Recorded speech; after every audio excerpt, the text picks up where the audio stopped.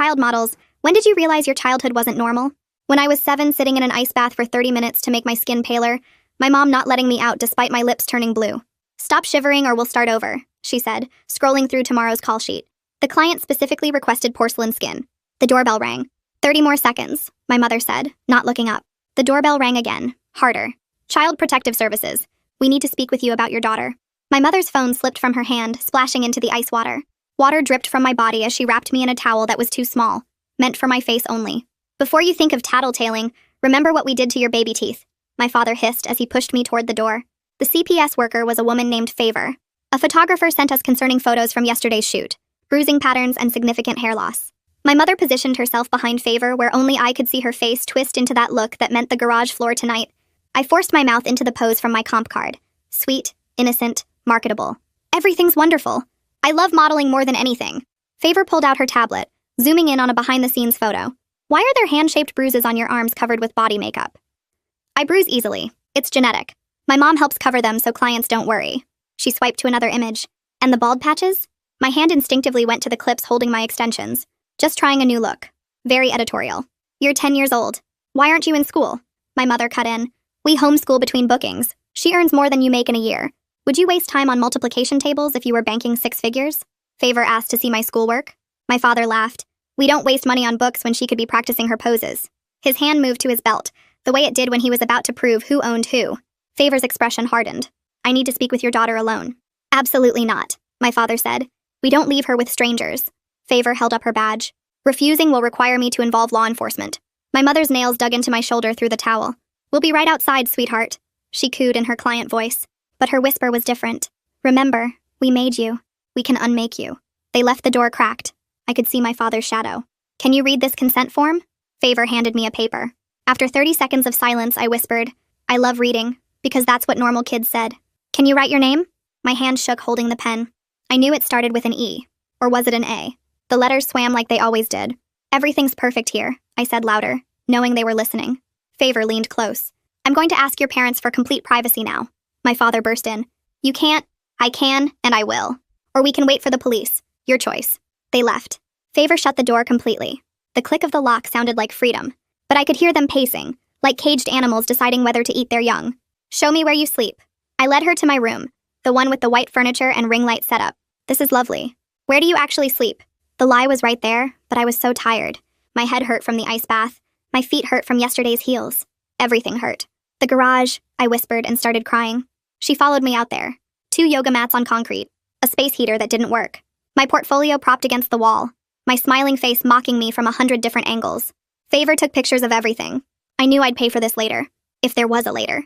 A doctor arrived within an hour. My parents paced outside making calls to my agency, threatening to sue everyone. The exam revealed everything. Stress fractures in both feet from standing in heels since I was 6. Malnutrition despite the healthy lifestyle my parents promoted to casting directors. Patches of scalp where hair would never grow back. Too much bleaching. Too many extensions ripped out in frustration when I couldn't hold a pose. When did you last eat a full meal? The doctor asked. I've been on ice cubes for 3 days. Beach shoot coming up. My stomach had stopped hurting yesterday. That's how I knew it was working. Favor looked through my portfolio, comparing recent photos to my early work. You've lost significant weight. I nodded. Size 00 earns more than size 2. Do you have friends? Play dates? Normal kid activities? I had friends at the agency once, before I started booking too much. My parents said jealousy is bad for business. My voice kept getting smaller. Each truth felt like pulling out another tooth. Favor went to confront my parents while the doctor stayed with me. Through the door, I could hear everything. The explosion I'd been waiting for my whole life. She can't read because you don't send her to school. She's covered in injuries. My father exploded. After what he did next, Favor was never the same. I can't hear anything after the sound of my father hitting Favor. Just this ringing that fills up my whole head like I'm underwater. Someone is screaming and I realize it's my mother. But she's not screaming at him. She's screaming at Favor for provoking him, for pushing too hard, for making him do this. The ringing gets louder and I watch Favor crumple against the doorframe, her body sliding down slow like she's melting. Blood spreads across her forehead in a line that looks too bright, too red, like the lipstick clients wanted me to wear for holiday campaigns. I think this is my fault for not being good enough at pretending everything was wonderful, for letting her see the garage, for answering questions wrong. If I'd just performed better, held my smile longer, said the right things in the right order, none of this would be happening. A neighbor must have called 911 because suddenly there are police everywhere. Their radios crackling with codes I don't understand. Numbers and letters that mean something to them but sound like another language to me. My father is face down on the lawn with handcuffs on, still yelling about his rights and how we're a respectable family, how this is all a big mistake. Grass stains spread across his white shirt, and I think about how mad he'll be later about the stain, about the dry cleaning bill. My mother switches to her client voice, the one that books jobs and charms casting directors, telling officers this is all a big misunderstanding while her eyes lock onto mine and promise me the garage floor forever if I say one true word. Her face does two things at once, smiling at the officers while her eyes go flat and cold at me, and I know that look better than I know my own reflection.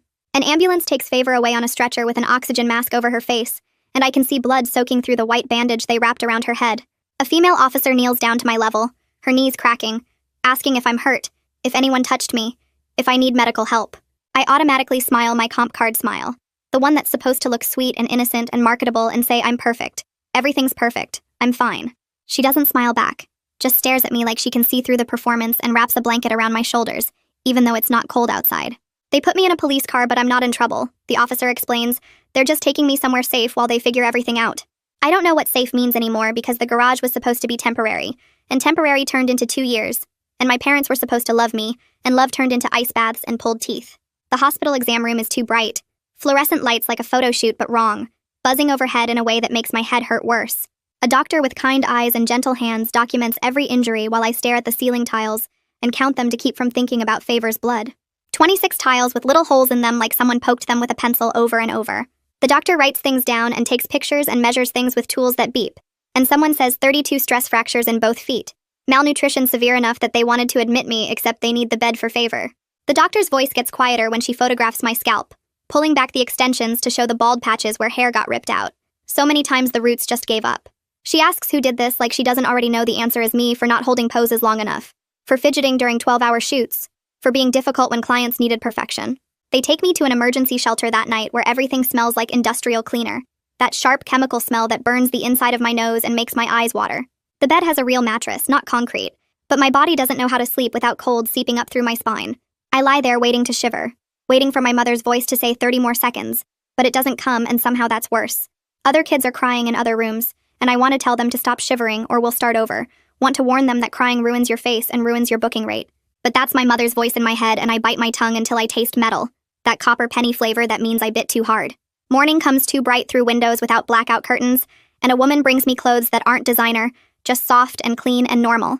She tells me Favor is in the hospital, stable but hurt, and I hear myself ask if it's a skull fracture before I can stop the words from coming out.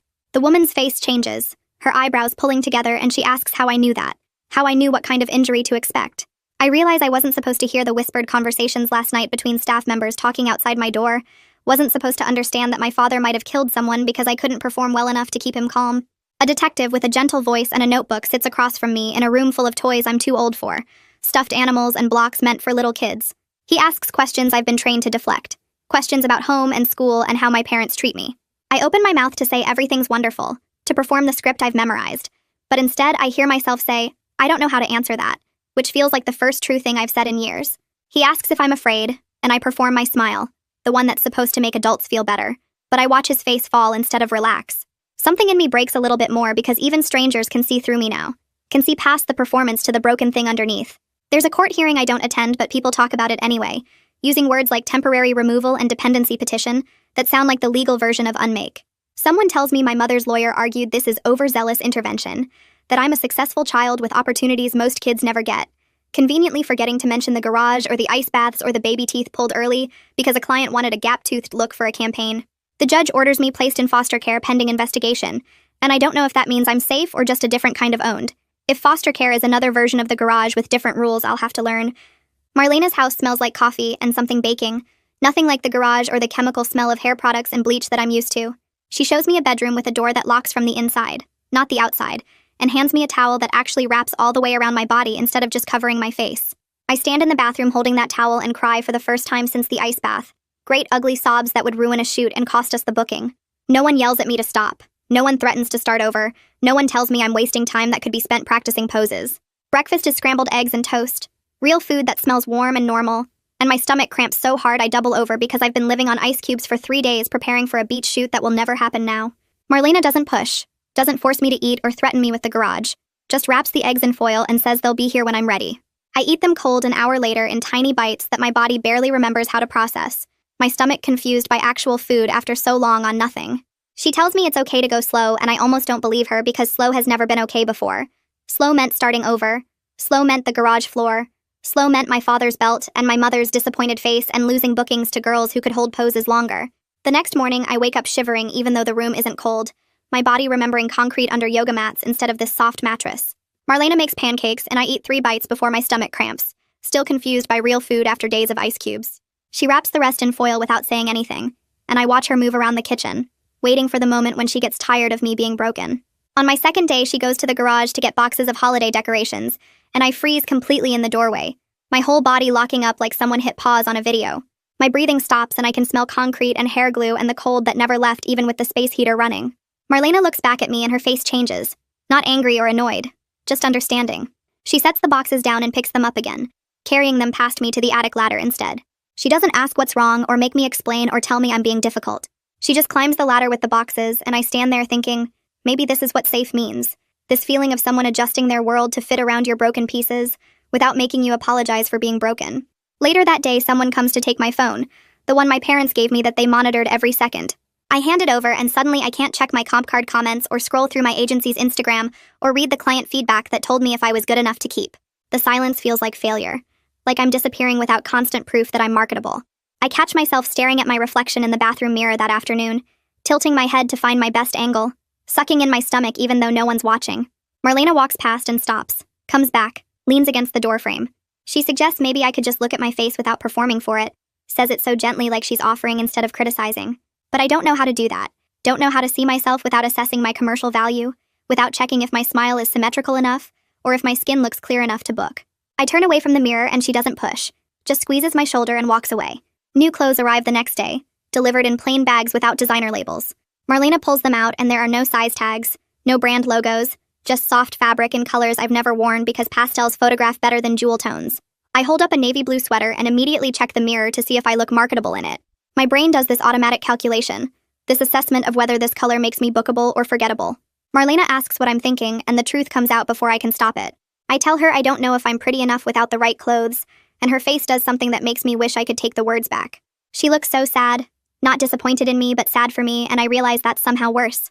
School enrollment happens on a Thursday, and the paperwork asks for my name in a blank line. I stare at it for 30 seconds, the pen shaking in my hand. I know it starts with an E, or maybe an A, or maybe something else entirely. The letters swim and rearrange themselves like they always do, like they're mocking me for being too stupid to know my own name. The intake counselor watches me not write anything, and her face does that thing adults' faces do when they realize how bad it really is. I automatically say I love reading because that's what normal kids say, but we both know it's a lie. She takes the pen from me gently and asks me to tell her my name out loud, then writes it for me. I watch the letters appear and try to memorize them, but they're already scrambling in my brain. My first therapy appointment is the next day with Cal, who has kind eyes and an office that smells like coffee instead of hairspray. But there's a ring light in the corner and my chest gets tight the second I see it. All the air leaves the room and I'm 7 again, standing under hot lights while someone adjusts my chin angle. Cal notices me staring and asks if I want him to move it. I can't answer because no one has ever asked me what I want in a room with lights before. No one has ever treated my comfort like it matters more than the shot. He moves it anyway without waiting for my answer, unplugs it completely and puts it in a closet. Something in my chest loosens enough to breathe and I sit down in the chair he offers. That night I lie in Marlena's guest room, my room she keeps saying, like I'm allowed to claim space. I remember my mother's whisper from that first day, remember her saying, "We made you, we can unmake you." I catalog all the ways they threatened to unmake me over the years. The baby teeth pulled early for a gap-toothed look. The ice baths to make my skin paler. The garage floor when I couldn't hold poses long enough. The food withheld when I couldn't fit into sample sizes. The extensions ripped out in frustration when my hair didn't photograph right. They made me into a product and I believed they could unmake me back into nothing, could erase me if I stopped being profitable. But lying here in a room with a lock on the inside, with a lamp that stays on because I asked for it to, I wonder if maybe they were wrong about what I'm made of. I decide something that feels small but huge at the same time. I'll answer one question honestly in every meeting with officials. Just one. No more performing perfection for people trying to help. It's a tiny rule, barely counts as rebellion, but it feels like taking back one small piece of myself. The next morning when Marlena asks how I slept, I say bad. I kept waking up cold, instead of great thank you. I watch her face shift into understanding instead of disappointment, and realize honesty doesn't always lead to punishment. My first day at actual school is terrifying in ways photo shoots never were, because there's no script, no one telling me where to stand or how to smile or what expression to make.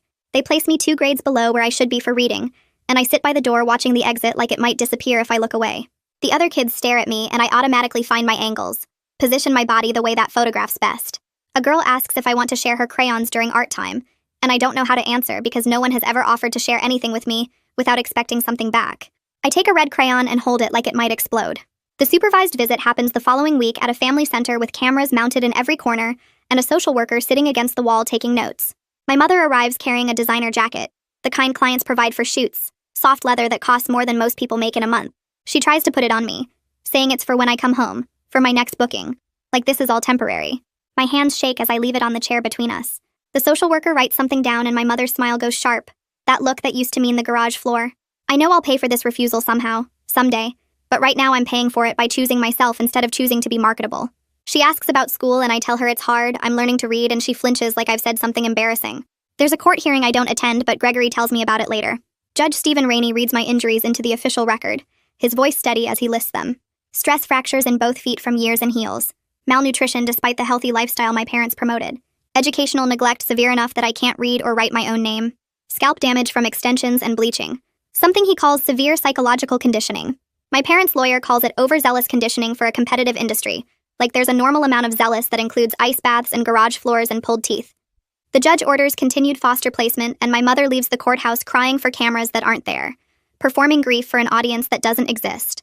My mother's Facebook post goes live 3 days after the hearing. I see it because a girl at the school shows me on her phone during lunch, this long caption about government overreach and loving families torn apart by jealous strangers.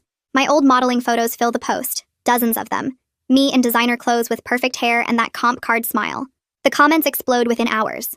Strangers argue about whether I look thin or abused, whether my parents are heroes or monsters, whether CPS destroys families or saves children. Someone shares it to a mommy blogger group, and suddenly it spreads to people who have opinions about my body, my face, my life. Kids at the school whisper when I walk past their tables. I hear fragments like, "That's her," and "I saw the post," and my mom says, "I want to fold myself smaller, and smaller until I disappear completely. Want to go back to the garage where at least the rules were clear and I knew how to survive them." My hands shake through the rest of lunch and I can't make them stop. After school, I go straight to my room and curl up in the corner, making myself as small as possible like I used to do when my mother was angry. Marlena finds me there 20 minutes later. She doesn't ask questions or try to fix it with words. She just sits down next to me on the floor and breathes slowly, in and out, until my breathing starts to match hers. We sit there for maybe 30 minutes. My panic passes gradually, like water draining from a bathtub, and I remember how to breathe normal again. The photographer's official statement comes through the detective a week later. Gregory tells me about it during one of our check-in meetings. The photographer provided behind-the-scenes photos I never knew existed, shots showing the bruises under my body makeup and my hair falling out in clumps between takes. I try to remember his name, but I can't. There were so many shoots, so many strangers positioning my body for better angles, adjusting my chin or moving my hands, or telling me to look more natural. He was just another adult in a room full of adults who saw me as a product. But he saw something else too. He saw enough to take photos and send them to CPS and give a statement that could be used in court. I don't know what to do with this information. My whole life I believed everyone benefited from my pain, that every adult in every room was complicit in keeping me marketable and quiet. This complicates everything. Cal says during our next session that complication is actually growth, that learning the world has more nuance than I thought is progress. But it feels like losing the only map I had. If some adults helped and some adults hurt, how do I know which is which? How do I trust anyone when the rules keep changing? Cal doesn't have easy answers. He just sits with me in the confusion and says that's okay. That not knowing is part of healing too.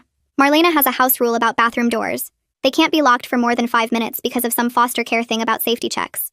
I don't think about it much until the first time she knocks. I'm in the shower and I hear the knock, and suddenly I'm not in Marlena's bathroom anymore. I'm back in the garage. I'm back performing for clients who wanted access to everything, who treated my body like property they'd paid to see. I'm back being a thing without boundaries, a product without rights. My breath comes too fast and I can't slow it down. I slide down the shower wall and sit on the floor with water pouring over me. Marlena hears me breathing wrong. She opens the door just a crack and asks if I'm okay. I can't answer. She comes in and sits on the bathroom floor outside the shower, doesn't try to touch me or make me come out, just sits there and talks in this calm voice. She explains we can adjust the rule. We can find another way to keep me safe that doesn't feel like being watched. She says rules can bend around trauma instead of breaking people into pieces to fit them. We sit there until the water runs cold. Later we make a new rule together. The door can stay locked as long as I need, but I have to answer if she knocks. Just say something so she knows I'm okay. It's a small change, but it feels huge. I'm learning that safety doesn't have to mean giving up all privacy, that protection and boundaries can exist together if someone's paying attention to the difference. The nightmares start around week 3. They're always the same. I smell acetone from hair glue, that chemical smell that used to fill the bathroom before shoots. My mother's hands pull extensions tight enough to make my eyes water. She's saying 30 more seconds while my scalp bleeds. I'm 7 and I'm 10 and I'm every age I've ever been that involved her hands in my hair. I wake up gasping, my hands clawing at my head like the extensions are still there. Marlena appears in my doorway within seconds. She has a kit Cal gave us, this small box full of different things. She sits on the edge of my bed and opens it. There are little bottles with different scents, textures to touch, things that feel silly until they work. She teaches me to smell the lavender first, then count the cracks in the ceiling. 1 crack, 2 cracks, breathe, 3 cracks. I count 19 cracks total. She shows me how to press my thumb into the textured stone in the kit, how to feel the rough surface against my skin. The nightmare loosens its grip slowly. My breathing evens out. Marlena stays until I fall back asleep. The nightmares keep coming, but I get better at using the tools. I learn that waking up is different from surviving, that I can pull myself out of the past instead of drowning in it. Some nights I still smell the acetone, but now I can smell the lavender too, and the lavender is stronger. A reading person named Cami comes to do testing. She works with kids like me, kids who fell through the cracks. She sits across from me with a bunch of papers and asks me to read different things. The letters swim and flip like they always do. B becomes D, P becomes Q, words rearrange themselves into nonsense. After an hour, she uses terms I don't fully understand. Severe something and complete educational neglect. She explains my brain isn't broken, just different. The letters swim because of something called dyslexia, not because I'm stupid like I always thought. She shows me tools and ways to work with my brain instead of against it. Colored overlays that make the letters stay still. Special fonts that are easier to read. Techniques for breaking words into smaller pieces. I feel relief and sadness crash into each other inside my chest. All those years I thought I was too dumb to learn. All those times I failed to read scripts or call sheets and my parents got angry. It wasn't me being broken. It was them never teaching me, never getting me help, never caring if I learned anything except how to pose. Cami explains that my parents needed me unable to read, needed me dependent on them to understand contracts and booking details and money. They kept me dumb on purpose so I couldn't see what they were doing. The anger comes later, after Cami leaves. I'm angry at them for stealing my education. I'm angry at myself for believing I was worthless. I'm angry at every adult who saw me struggle and did nothing. The bone doctor says no more heels. Ever. He's serious about it. Makes me understand this isn't a suggestion. He fits me for these ugly medical boots called CAM boots. They're bulky and graceless. Nothing like the beautiful shoes I wore for shoots. I stare at them sitting on the exam table. Those heels made me tall and elegant and worth booking. They made me look older, more professional, more valuable. These boots make me look like exactly what I am, a kid with broken feet. The doctor explains what the boots mean. Walking without pain later. Running maybe. Jumping. Normal kid things. I realize I've never run anywhere in my life except toward a camera. I've never jumped except when a photographer told me to jump and hold the pose midair. I've never done anything with my body just because it felt good. The boots feel like losing the last piece of my value. But maybe they're actually freedom. Maybe walking without pain is worth more than looking marketable. Maybe running toward nothing is worth more than posing for everything. I wear the boots out of the doctor's office. They're heavy and awkward. Marlena asks how they feel, and I tell her the truth. They feel like giving up and starting over at the same time. Gregory Payne sits across from me in his office and explains something I've never heard before. I have the right to say no. Not just to big things, but to everything. To questions from lawyers. To requests from social workers. To anyone who wants information I'm not ready to give. Just the word no, nothing else. I say it once and it comes out like a question. He tells me to try again. Number, again, number. He has me say it 17 times in a row. Each time it feels a little less like breaking a rule and a little more like using a tool I'm allowed to have. By the 17th no, I'm saying it with my whole chest. Gregory smiles like I've done something amazing. He explains this is what people mean when they talk about rights. Permission to have limits that adults will actually respect. Permission to protect myself without apologizing. I think about all the times I wanted to say no. No to the ice baths. No to the heels. No to the garage. No to the cameras. I never knew I was allowed. Gregory says I'm allowed now. He says practicing with him makes it easier to use the word when I really need it. We spend the rest of the session practicing different ways to say no. No, thank you. No, I'm not ready. No, I don't want to. Just no. Each version feels like taking back a piece of myself I thought was gone forever. The modeling agency leaves a voicemail on Marlena's phone. She plays it on speaker so I can hear. They want to rebrand me. They talk about the overcomer story, how we could book campaigns about surviving and thriving. They use words like inspirational and powerful. They explain how much money there is in the trauma recovery market. I listen for 30 seconds before I reach over and delete it. Marlena doesn't stop me. Cal says later that deleting it was progress, but it feels like closing a door I spent my whole life trying to keep open. My worth was supposed to come from being marketable. That's what my parents taught me. That's what every booking and every client and every paycheck confirmed. Now I'm choosing to be unmarketable on purpose. I'm choosing to keep my trauma private instead of selling it. I don't know who I am without a comp card to define me. I don't know what I'm worth if I'm not earning money. Cal says I'm worth everything just for existing, but I don't believe him yet. Maybe someday I will. For now, I just know I'm done performing, done being a product, done letting strangers consume my pain for their inspiration. The agency can find another kid to exploit. I'm learning to just be a kid instead.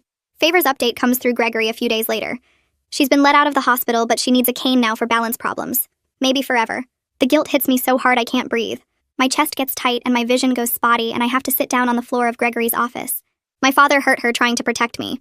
She has permanent damage because I wasn't good enough at pretending everything was wonderful. She'll walk with a cane for the rest of her life because I existed wrong. Gregory talks me through the panic. He explains that my father's violence is his choice, not my result. He says Favor knew the risks and chose to protect me anyway. He says I'm not responsible for what my father did. But the guilt sits in my chest like concrete anyway. It's heavy and solid, and I can't move it no matter how much I understand intellectually that it's not my fault. Cal spends our entire next session on this. He reframes it over and over. Your father hurt her, not you. Your father's violence, not yours. Your father's choice, not your consequence. I hear the words, but they don't reach the place where the guilt lives. That place is deeper than words can go. I carry it with me everywhere. Every time I walk without a cane, I think about Favor walking with one. Every time I take a step that doesn't hurt, I think about her balance problems. The guilt doesn't go away just because I understand it's wrong. It sits there anyway, concrete in my chest, reminding me that someone else paid the price for my freedom. An anonymous note shows up in Marlena's mailbox 2 weeks later. Just one word written in block letters. Unmake. Marlena finds it and calls the police immediately. They come and bag it as evidence, dust the mailbox for prints, take photos of everything. I stand in the doorway watching, and I taste metal. It's the same taste I had when they pulled my baby teeth early for that gap-toothed campaign. Copper pennies, blood and fear mixed together. My mother's whisper echoes in my head. We made you.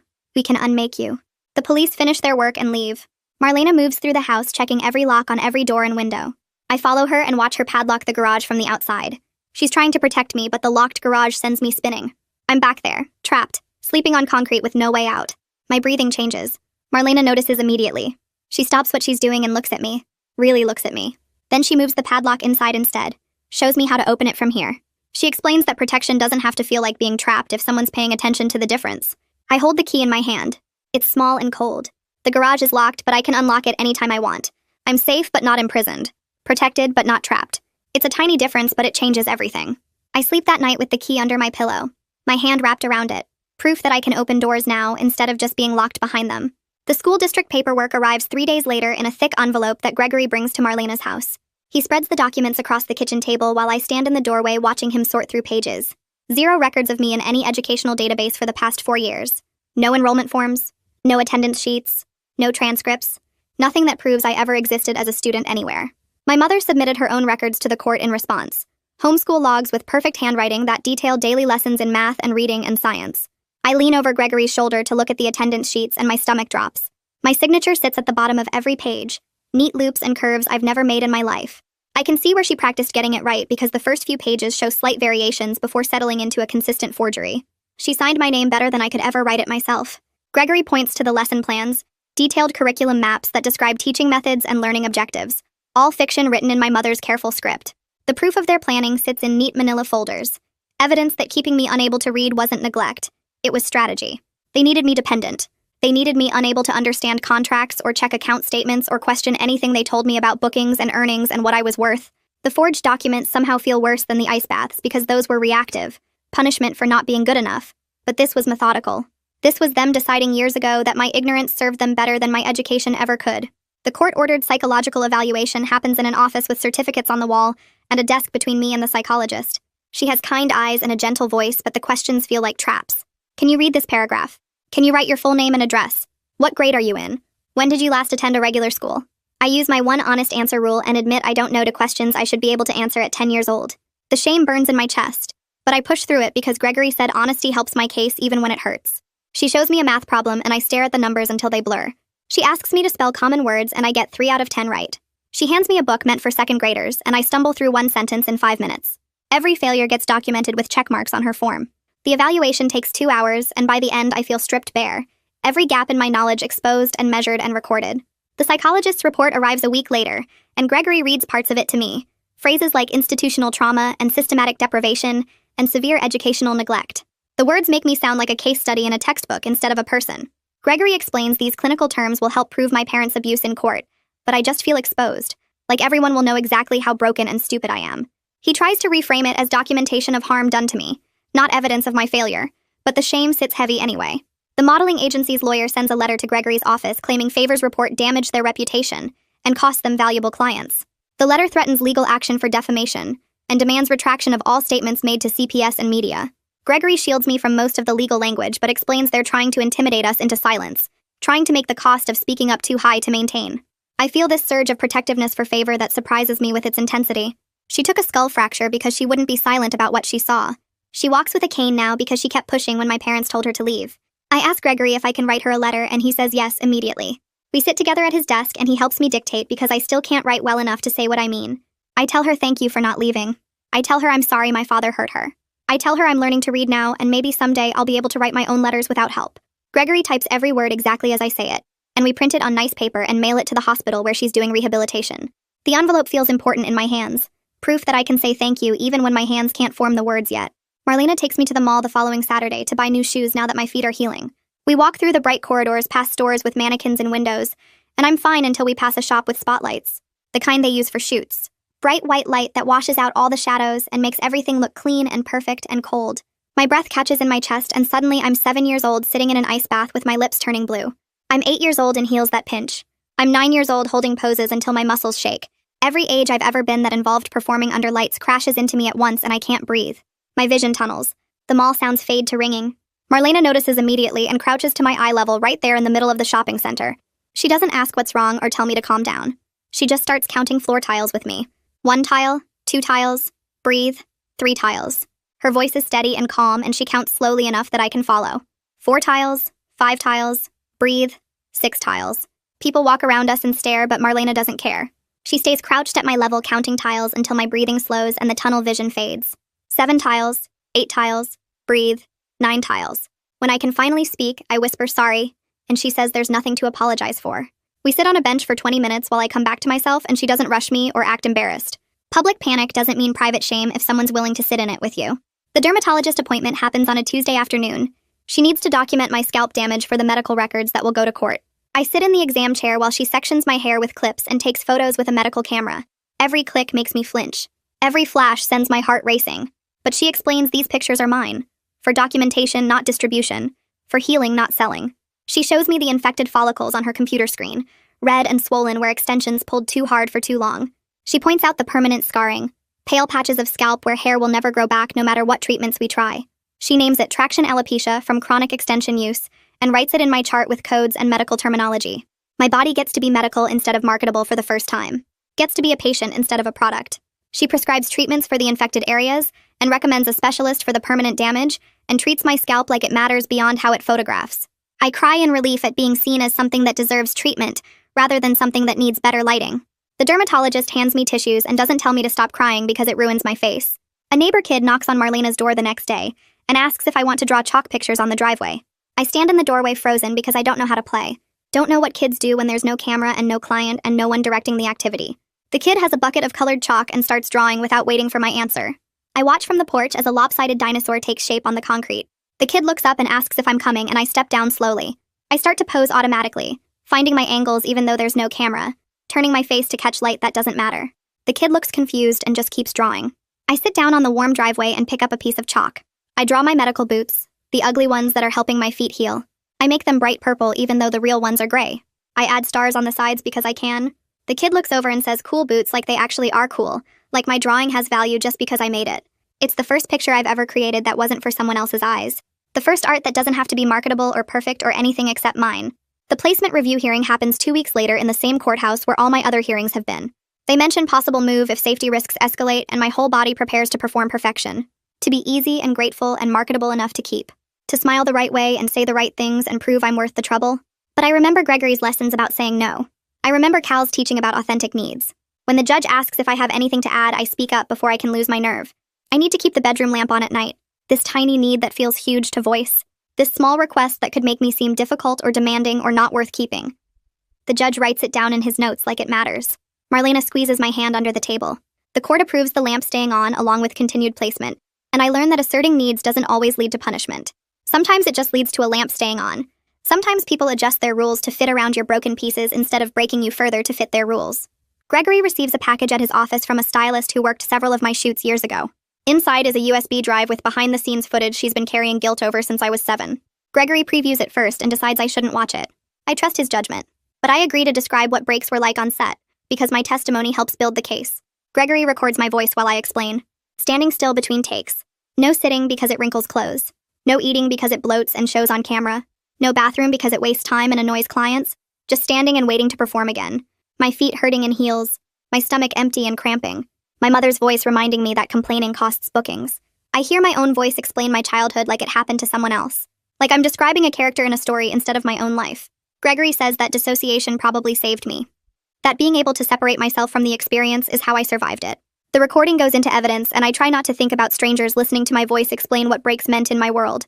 The detective calls Marlena's house 3 days later with news that changes everything. He obtained text messages between my parents from the week after my removal. They were planning to take me back after court, discussing which relatives have addresses CPS doesn't know about, mapping out how to disappear with me before the system could stop them.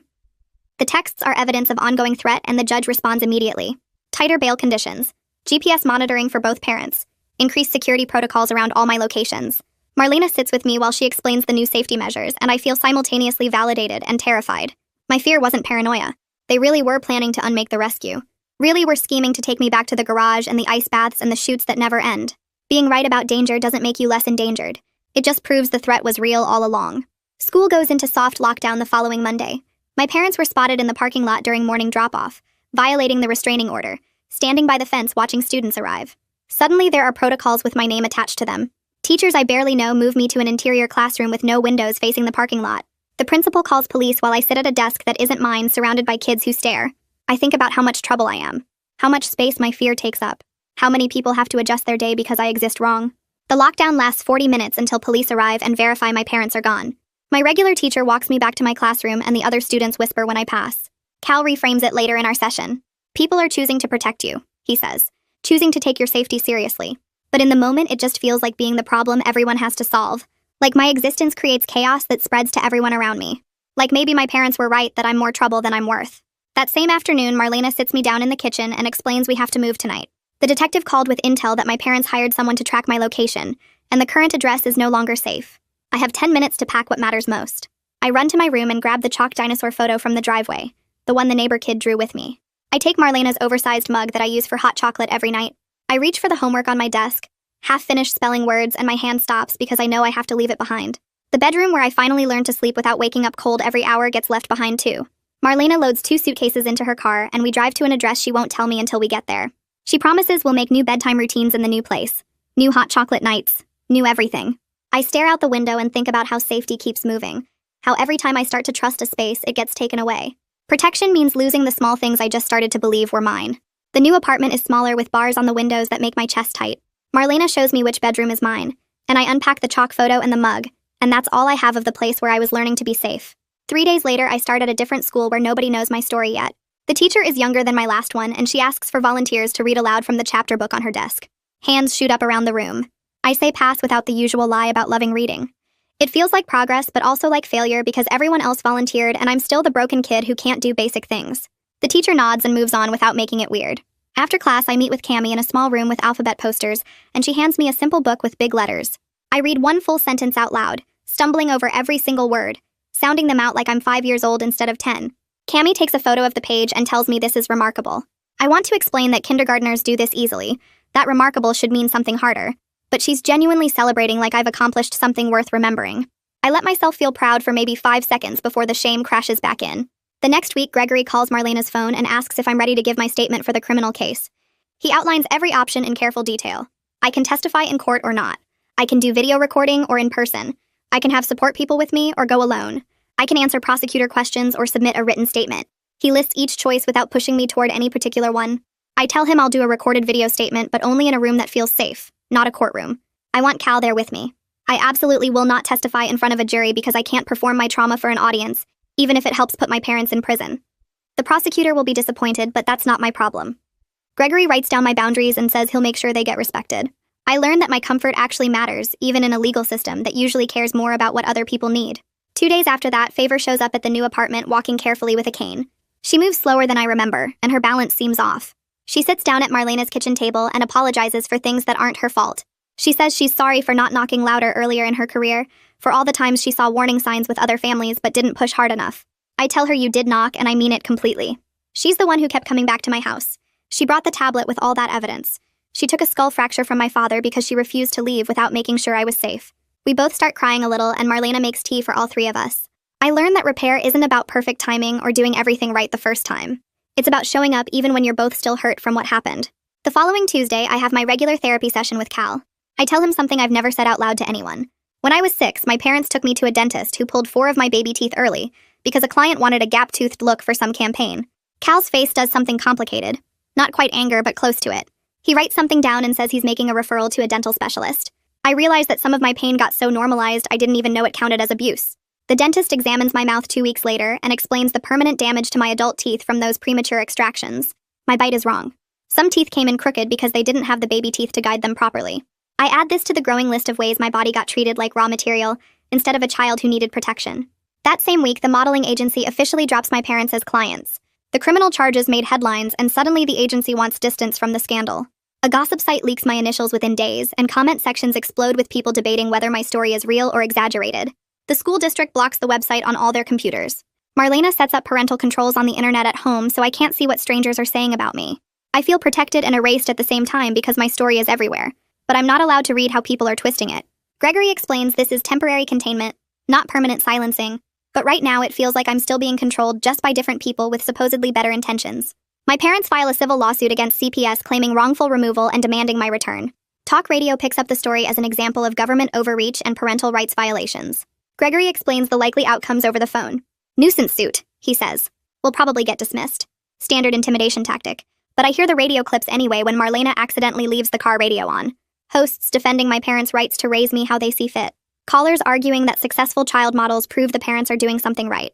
I start wondering if I'm the villain in someone else's version of this story. Cal works with me on holding 2 truths at the same time. Some people will always believe the wrong thing. That doesn't make my reality less real. On a Tuesday morning, I sit down with Cammie and write my full first name correctly twice in a row without any help. She takes a photo of the paper like it's a museum-quality masterpiece.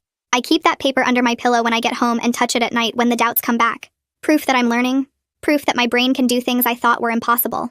It's just a name, my name, but it feels like claiming ownership of something that was always supposed to belong to me. The criminal statement recording happens in a child-friendly room at the courthouse with soft furniture and tissue boxes on every surface. They set up a ring light for video quality, and my chest immediately gets tight. I ask them to turn it off.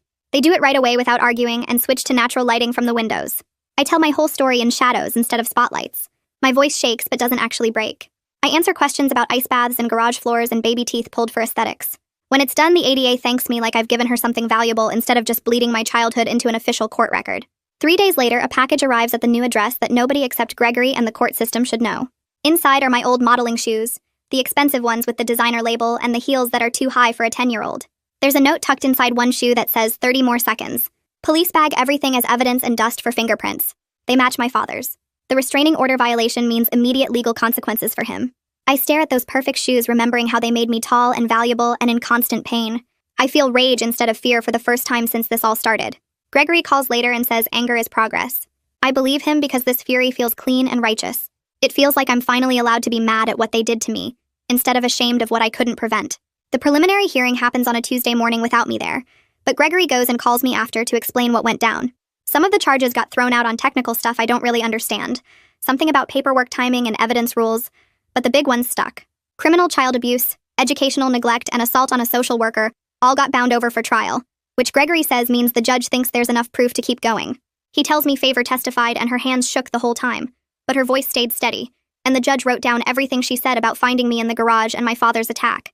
My mother cried through the whole thing, Gregory says, doing that performance crying she used to do for clients when she wanted sympathy bookings, but my father just stared straight ahead like he was posing for a headshot. Neither of them looked sorry, Gregory tells me. Just mad they got caught, and I think about how that's exactly right, because they never thought the rules applied to them. It's not the big dramatic justice I see on TV where everyone claps and the bad guys get dragged away in handcuffs. But Gregory explains it's still real consequences, still accountability, and I'm learning that justice in real life is messy and incomplete, but it still counts for something. 3 weeks later, there's another court date, and this time it's about me, about where I live and for how long. The judge reviews Marlena's home, the safety protocols at the new address, all my therapy progress and school attendance, and then he signs papers that Gregory explains mean extended foster guardianship. The stability plan gets filed with something called permanency language, which sounds fancy, but Gregory breaks it down simple. It means long-term, he says. Means I'm not getting shuffled around to different houses anymore unless something goes really wrong. Means this placement is meant to last. Marlena picks me up from Gregory's office after, and we stop at a frame shop on the way home, and she gets the court order put in a nice frame with my name on a little plate at the bottom. She hangs it in my room right next to the light switch where I'll see it every time I turn the lights on. This legal document that says I get to stay. And I start crying because I've never had anything permanent in my whole life except scars and bad memories. Marlena hugs me and says the crying is okay. Says happy tears count just as much as sad ones. And I think about how weird it is to cry because something good happened instead of because something hurt. The criminal case moves forward, but my parents' lawyer works out a deal to avoid going to trial, and Gregory explains what that means over the phone while I'm doing homework at Marlena's kitchen table. Probation for both of them. Mandatory parenting classes that teach them how to not be terrible. Required psychological treatment to figure out why they thought ice baths. And garage floors were acceptable and absolutely zero unsupervised contact with me for at least 2 years. Maybe longer, depending on their progress. The civil lawsuit they filed against CPS gets dropped as part of the agreement, which Gregory says was always just a threat to scare people anyway. It's not prison. Not the dramatic sentencing where they get taken away in handcuffs and locked up forever like I sometimes imagined. But Gregory explains it's still accountability with teeth. Still consequences that require them to actually change instead of just saying sorry. The no-contact order means I'm protected while they're supposedly becoming different people, and I feel cheated and relieved at the same time. This weird mix of wanting them punished harder, but also being glad I don't have to see them. Cal says during our next session that feeling two opposite things at once is totally normal. Says justice being complicated doesn't make it less real. And I try to believe him even though part of me wanted them to suffer the way they made me suffer. Another court date happens, and this one's about money. About all the earnings from my modeling that I never saw or controlled. The judge orders everything placed in something called a blocked trust account that my parents can't touch or access or borrow from, and suddenly I'm sitting in Gregory's office looking at bank statements that show numbers I didn't know existed. 6 figures, Gregory says, pointing at the total. Money I earned before I turned 10 by standing in heels and ice baths and perfect lighting. The statements show deposits from agencies and clients, hundreds of shoots worth of money that funded my parents' lifestyle while I slept on concrete and ate ice cubes to stay thin enough to book more work. I feel angry and relieved and sick to my stomach all at once because my childhood has a price tag now. A specific dollar amount that says this is what your pain was worth to them. This is what they got while you got stress fractures and bald patches and malnutrition. Gregory explains I'll get full control when I turn 18. That it's mine. And always was mine. And I try to imagine being 18 years old and adult enough to make decisions about money and life. But the future feels impossible and necessary at the same time. A letter arrives at Marlena's house from the modeling agency. Not addressed to my parents, but to me. And inside is a packet about new policies they're putting in place. Child Performer Protection Initiative, the header says in big professional letters, and the pages outline rules about working hours and required schooling and mandatory breaks and health monitoring. Favor's name appears in the consultant credits at the bottom, and Gregory explains she got asked to help write the policies because of her experience with my case. The agency never mentions my name anywhere in the materials, keeps it all vague and general. But I know these rules exist because of what happened to me, because someone finally noticed, and now they have to pretend they care. I feel cynical about it, about symbolic changes that won't give me back the years I lost. But there's also this small cautious hope that maybe the next kid gets caught sooner. Maybe these policies mean something for someone else even if they're too late for me. Cal reminds me during therapy that systemic change is slow and imperfect and still matters, that real reform happens in small steps, not dramatic sweeps, and I try to believe him even though these new policies feel like putting a band-aid on a broken bone. On a Saturday morning, I wake up and make a decision that feels huge even though it's technically small. I'm done with modeling. Completely done. Not taking a break or keeping my options open or waiting to see how I feel later. Just finished. Marlena helps me gather all my comp cards and portfolio books from where they've been stored in her attic, and we spread them out on the living room floor. Hundreds of photos of me at different ages looking perfect and marketable and exhausted. I keep one photo, just one. The headshot from when I was 9 where you can see the tiredness behind my smile if you know to look for it. That photo goes in a memory box as proof I survived being a product, evidence that this really happened and I made it out, and all the rest goes into storage boxes that Marlena tapes shut and labels with today's date. She asks if I'm absolutely sure about this choice, and I say yes with my whole chest. Say it loud and certain, and letting go feels like grief and relief twisted together into something I can finally carry. The comp cards that used to define my worth get packed away where they can't tell me who I'm supposed to be anymore, and I think about how weird it is to feel sad and free at the same time. Favor sends me a text message on a Wednesday afternoon while I'm at the school. Just 4 words that make me read it over and over. Proud of your nose, it says. And I save it in a special folder on the phone Marlena got me. A folder of messages to look at when I forget I'm allowed to have boundaries and make choices. Gregory tells me later that Favor went back to work part-time, that she's doing her own trauma therapy now to process what happened. And I think about how we're both learning to walk differently now. Her with a cane because of the skull fracture, and me without performing because I'm trying to figure out who I am when I'm not posing. We're both adjusting to bodies that got hurt protecting something important, both learning that surviving changes you in ways that don't just go away when the danger ends. Gregory says we're both survivors now, not just me. And I'm starting to understand that survival isn't something you do alone in a garage. It's something people do for each other. With each other. This whole network of choosing to show up even when it costs you something. After months of supervised visits where social workers watched every interaction, the court finally approves my first unsupervised playdate, and the neighbor kid comes over on a Saturday to draw chalk pictures again. We sit on Marlena's warm driveway with a bucket of colored chalk between us, and draw dinosaurs and boots and houses with big windows that let in light. I take my cam boots off to feel the sun-heated concrete under my feet. This simple thing I never got to do during modeling because my feet were always locked in heels or wrapped in bandages. The kid asks why I'm smiling, and I realize I am. Not the comp card smile I learned to make on command, but a real one that uses different muscles in my face. Muscles I forgot existed. I say I don't know because I genuinely don't know what unprompted happiness feels like. Don't have words for this feeling of just existing without performing. But I'm learning what it means to smile because something feels good, instead of because someone's paying me to look happy. Reading progress happens slowly, and then suddenly. Months of intensive work with Cami building up to the moment where I write a full one-page story without help. It's about a towel that actually fits all the way around a kid's body. Simple and short, but mine. My words arranged in my order saying what I want them to say. My teacher asks if she can post it on the class board, and I panic for a second. That old fear of being displayed. And judged and found not good enough. But then I realize she's celebrating me, not selling me. Showing my work because she's proud, not because it's marketable. There's a difference between visibility as exploitation and visibility as acknowledgement. And I'm learning to tell them apart, even when my brain wants to make everything feel like a transaction. The story stays up for 2 weeks, and kids tell me they liked it.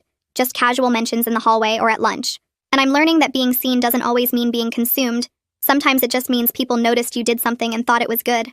The orthopedist clears me to stop wearing cam boots after months of healing and building strength in feet that spent years compressed in heels.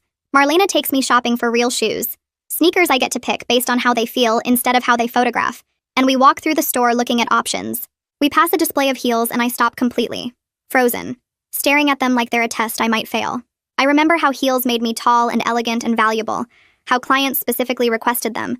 How my parents bought expensive pairs. And made me practice walking in them until my feet bled. And for a second I want to try them on just to see if I still know how. Marlena doesn't rush me or drag me away or tell me what to feel. Just stands next to me and waits while I make a choice. I turn away from the heels and walk toward the sneakers. Choose comfort over aesthetics for maybe the first time in my life. And I learn that temptation doesn't have to mean surrender. Sometimes it's just a memory you get to leave behind while you pick something better. The family center where they schedule the visit smells like fake flowers and floor cleaner. Nothing like Marlena's house or the garage. A social worker sits in the corner with a clipboard, watching everything, and my parents arrive separately because the court order says they can't be together without supervision. My mother brings a designer jacket, the kind clients use to provide for shoots, and tries to put it on me, but I leave it on the chair between us. She switches to her client voice, asking about school and saying my sneakers are cute, and I answer with the truth instead of performing. School is hard. I'm learning to read. These are my comfortable clothes. Her face does something complicated, like she's trying to process a version of me that doesn't know how to be marketable anymore, and I watch her struggle to find the right response when I won't give her the script she's expecting. My father sits across from us and barely talks, just stares at his hands, and I realize his power only worked when I was small enough to unmake. I'm growing into someone he can't reshape anymore. Someone who says no and means it. Someone who chooses sneakers over heels and truth over performance. The hour passes slowly, and when the social worker says time's up, I stand without waiting for permission and walk out first. That night the nightmare comes, but only once instead of every night like before. The smell of acetone and my mother's hands pulling extensions tight enough to make my scalp bleed. I wake up gasping, but I don't scream for Marlena. Just reach for the lavender sachet Cal gave me and breathe in the smell until the garage fades. I count ceiling cracks, 1 through 17, and touch the textured blanket Marlena bought specifically because it grounds me. The garage is a memory, not a destination, I tell myself, and some nights I even believe it. I still wake up cold sometimes, but I can pull a real blanket over myself now, thick and warm, and the difference between then and now gets clearer even when my brain tries to blur them together. On Tuesday, we're walking to the library when I see it. My own face on a billboard from 2 years ago. Some campaign still running even though I don't model anymore. My breath stutters in my chest and I stop walking completely, frozen on the sidewalk staring up at that girl who looks happy. I remember that shoot. Remember the ice bath that morning to make my skin pale enough. Remember my mother yelling between takes because I couldn't hold the pose long enough. The disconnect between the image and the reality makes me dizzy, like I'm splitting into two people, the product on the billboard and the kid standing here in sneakers. I pull out my phone with shaking hands and text Cal. Use the crisis plan we practiced for moments like this. He calls back within a minute and talks me through grounding, his voice steady and calm while I count things I can see. 5 cars, 3 trees, 1 billboard with my face that isn't really me anymore. He stays on the phone until I can breathe normally again, until I can walk past my own commodified face without disappearing into it. The letter arrives on Friday, delivered to Marlena's house even though my mother isn't supposed to know this address. My hands shake holding the envelope, seeing her handwriting, and Marlena finds me staring at it in the kitchen. She offers to return it unopened, and I choose that. Choose not to read whatever performance of remorse or manipulation is inside.